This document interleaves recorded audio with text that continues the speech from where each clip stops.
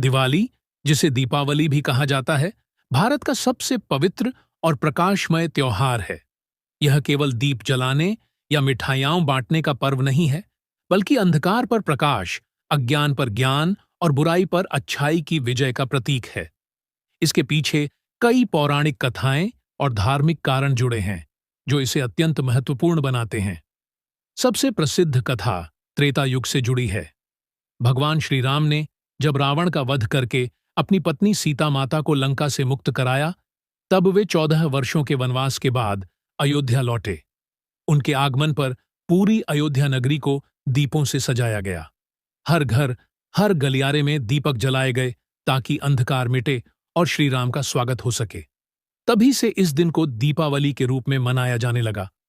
यह दिन अच्छाई की बुराई पर विजय का प्रतीक बन गया। एक अन्य कथा के अनुसार भगवान विष्णु ने नरकासुर नामक दैत्य का वध किया था, जो धरती पर आतंक मचाए हुए था। भगवान विष्णु ने उसकी अत्याचार से लोगों को मुक्त किया। इस विजय के उपलक्ष्य में लोगों ने दीप जलाकर उत्सव मनाया।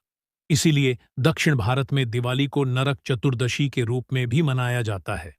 एक और महत्वपूर्ण मान्यता यह भी है कि इसी दिन माता लक्ष्मी समुद्र मंथन से प्रकट हुई थीं। लक्ष्मी धन, समृद्धि और सौभाग्य की देवी हैं। इसीलिए दिवाली की रात को लोग लक्ष्मी पूजा करते हैं, ताकि उनके घर में धन, धान्य और खुशहाली बनी रहे।